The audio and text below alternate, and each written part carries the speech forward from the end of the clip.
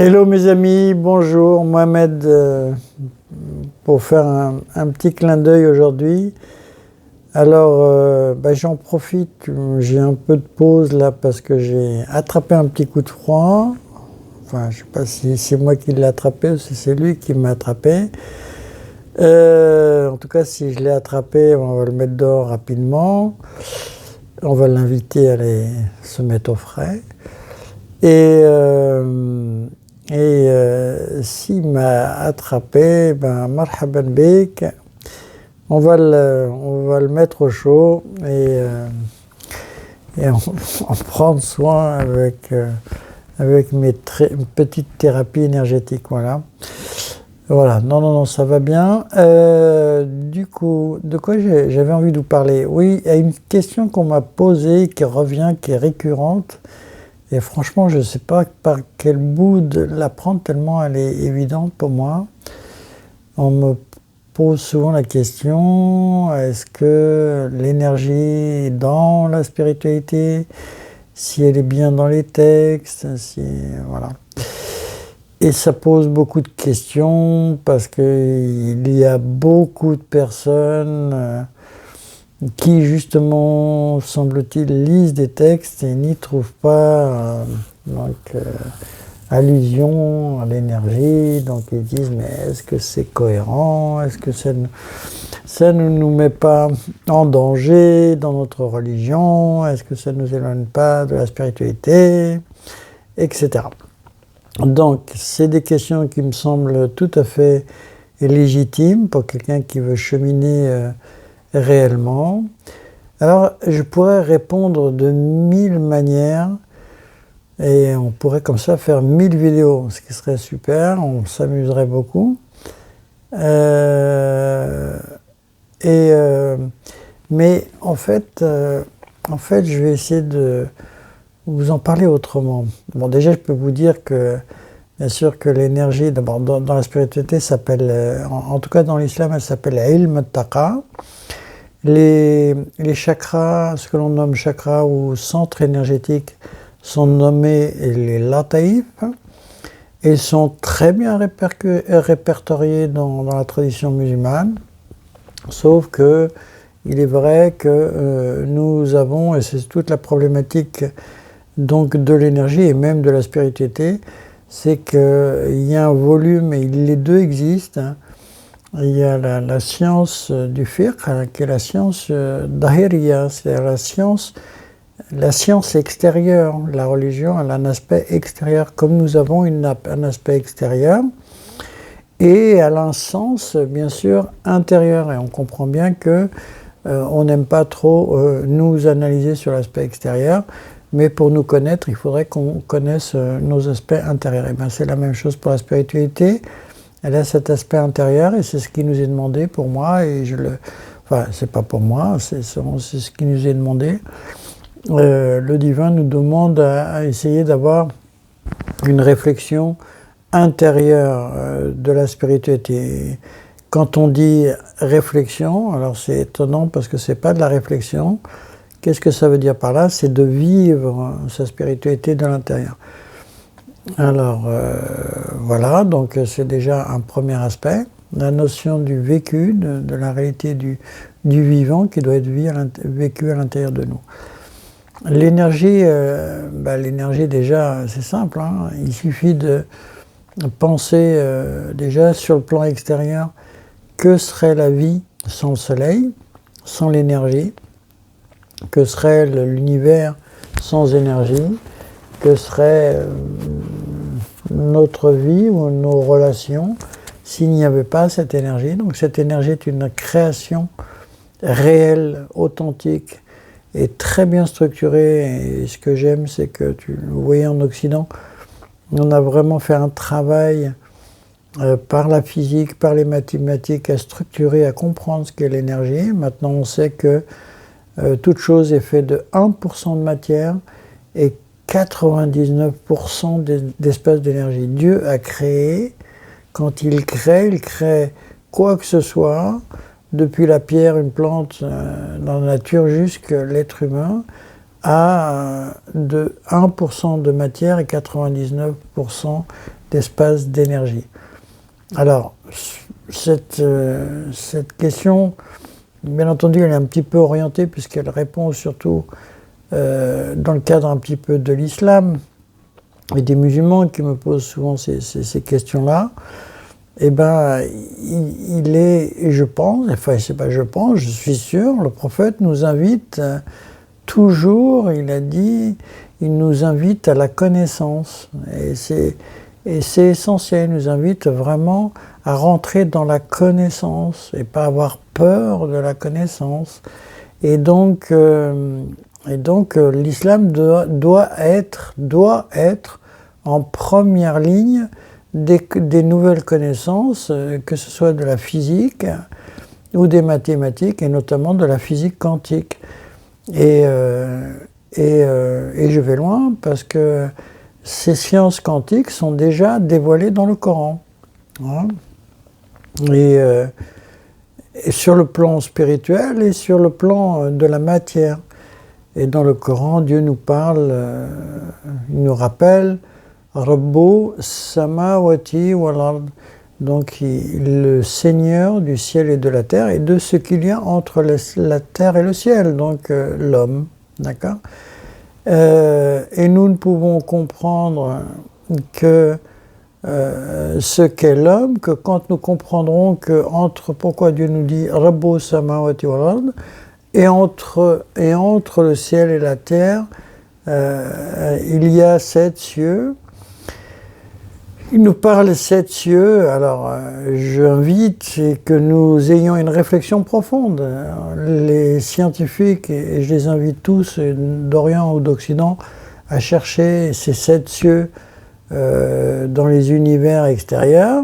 Et là aussi, il y a une déviance, parce que c'est pas... je le montre dans mes enseignements sur l'énergie, les mondes extérieurs ne sont que des miroirs du monde intérieur, et non pas l'inverse d'ailleurs. Voilà, Dieu ne crée pas à partir de l'extérieur pour faire l'intérieur, il crée les mondes de l'intérieur vers l'extérieur. C'est pour ça que même dans les traditions, il nous est demandé d'essayer de développer notre vie de nos espaces intérieurs vers notre espace extérieur. Et nous le verrons dans l'énergie, c'est que nous avons perdu ça, nous faisons le contraire. Nous prenons de l'extérieur pour nous sans arrêt nourrir,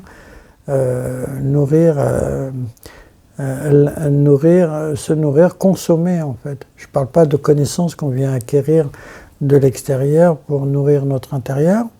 Mais en fait, on verra que même ça, la nourriture des connaissances, c'est la nourriture des connaissances extérieures pour éveiller des connaissances qui sont déjà là à l'intérieur, puisque Inni ma'akum fa inma kuntum, Dieu dit je suis avec vous où que vous soyez. Donc il est déjà la connaissance. Pourquoi Dieu nous invite à cette connaissance? Parce qu'il est déjà la connaissance. Il y a déjà Dieu en nous. Et tout ce sujet-là, pour moi, englobe beaucoup de choses dans mes partages que je voudrais mettre l'accent, tout le monde est à la recherche de ces cieux, de ce paradis, de ces compréhensions. Et vous voyez, ou de cette parole extraordinaire de Dieu, il nous dit « le trône est sur l'eau ». Alors j'invite quiconque d'essayer de me trouver des références scientifiques ou autres qui pourraient me montrer que le trône divin serait dans un espace au fin fond de l'univers où il y aurait de l'eau et il y aurait Dieu qui serait posé là sur un trône. Bien sûr que c'est des images pour les enfants. Dieu, il a une réalité, une connaissance, et c'est à travers ces connaissances justement spirituelles et énergétiques, puisque je vous ai dit, le prophète nous invitait, il nous disait ne vous concentrez pas sur l'essence de Dieu, parce que ça nous dépasse, mais sur sa création. Et l'énergie, bien entendu, il n'y a pas de déviance, c'est une création du divin. Au même titre que j'ai fait un parcours, moi, de scientifique, j'étais ingénieur, il n'est pas concevable de monter un bâtiment de 30 étages sans avoir toutes ces connaissances à la fois de la technologie, des mathématiques et de la physique. Donc voilà, Dieu structure l'homme à partir d'une architecture physiologique de sang, de cellules, mais elles sont maintenues par quoi? Par de l'énergie, par une énergie extraordinaire et qui est une énergie divine. Et il n'y a pas de mal à vouloir apprendre et à connaître ces structures, et ça s'apprend aussi bien que ça s'apprend comme ça prenne les maths. Il y a des structures, il y a des couches, il y a des, il y a des cieux entre Rabbo Samawati wal Ard. Dieu nous invite, nous cherchons tous le ciel, nous cherchons tous le bonheur. Eh bien, méditons à ça, méditons à ça. Dieu, Rabbo, Dieu nous dit Rabbo Samawati wal Ard, et il nous dit, c'est quelque chose d'essentiel que je voudrais partager vraiment de plus en plus. Dieu nous dit Kono Rabbaniyin, soyez de Dieu. Hein? Soignez de Dieu. Elle dépasse toutes les transcendances. Qu'est-ce que veut dire Kono Rabbaniyin?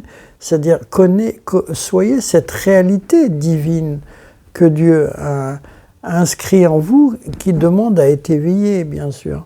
Et c'est pas uniquement en répétant des prières. Et je n'ai rien contre. Hein. La pratique religieuse, elle a son rôle qui est de structurer, nous structurer. Mais c'est de connaître, c'est d'avoir cette connaissance. C'est quelque chose de vécu à l'intérieur de nous, du divin.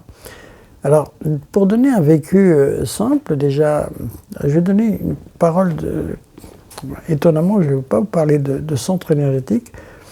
Pour parler de l'énergie, je vais vous parler d'ailleurs d'une première parole. Une parole de Sina Isa, qui disait, et qui est la clé de tous les enseignements, qui dit « Au commencement était le Verbe ». Eh bien, méditez à cette parole de Dieu cette fois, justement. Deux choses, deux paroles. Quand on salue quelqu'un, on dit « Assalamu alaikum ». Assalamu alaikum, c'est un nom de Dieu. Salam, c'est le nom de Dieu qui est la paix.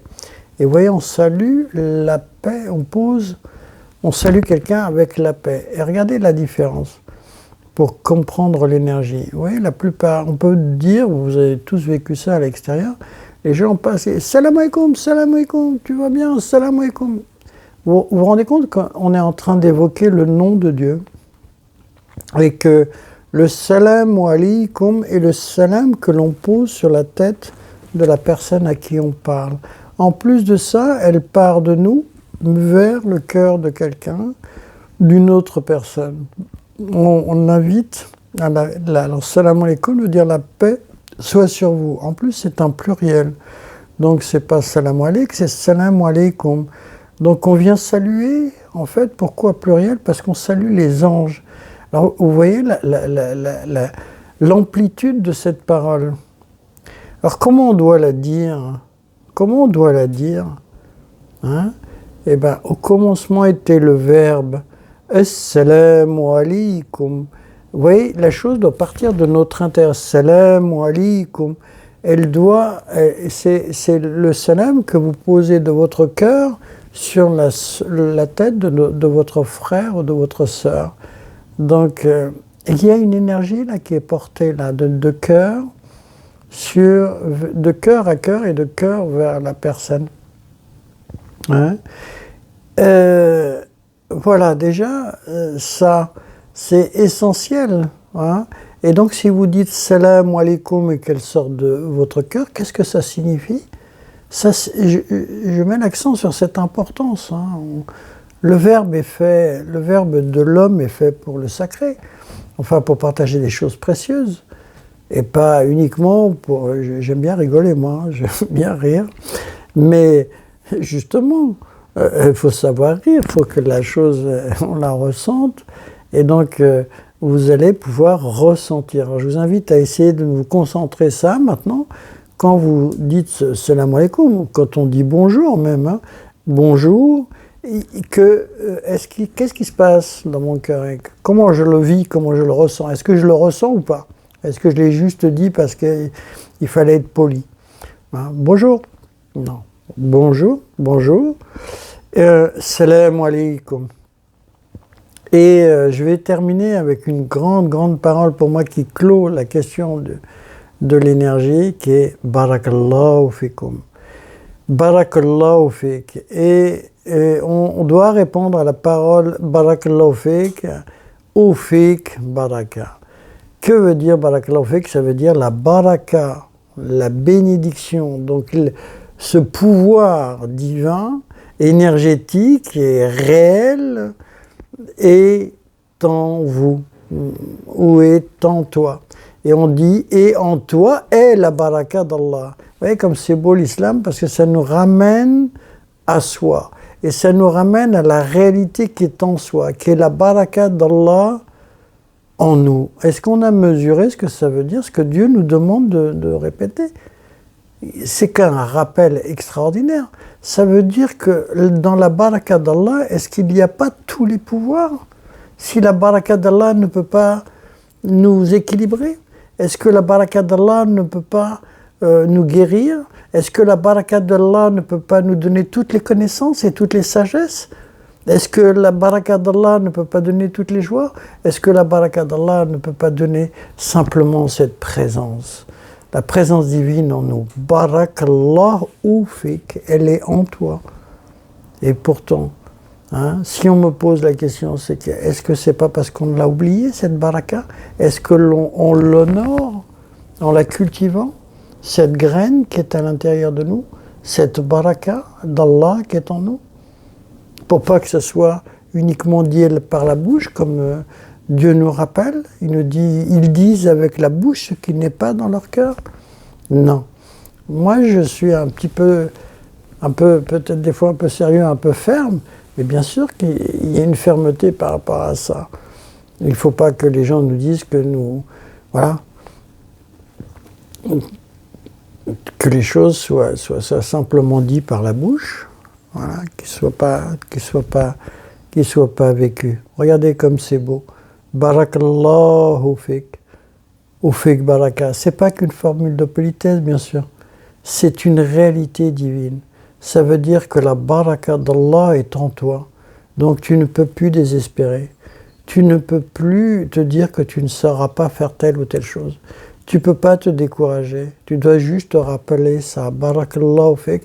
Et donc du faire du bien. Et quand tu fais du bien, tu le fais en conscience, en ressentant dans ton cœur cette baraka, qu'elle vient de ton cœur. Rien ne peut se faire sans cette présence, cette vie qui est en toi. Tu vois?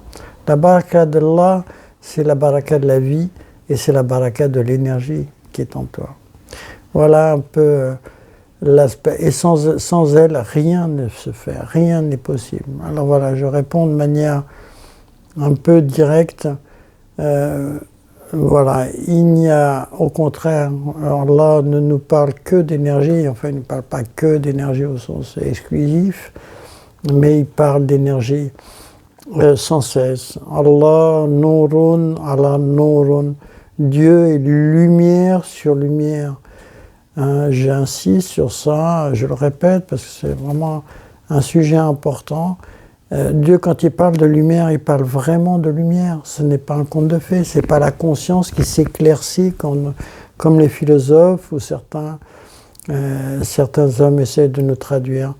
Non, Dieu nous dit, il est lumière sur lumière pour nous faire dévoiler ce que la physique quantique aussi a découvert.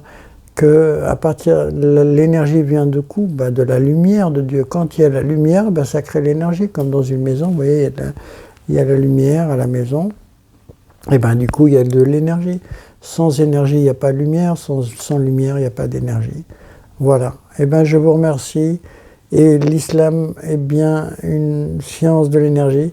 Et l'énergie est bien une science de l'islam. À bientôt. Merci. Au revoir.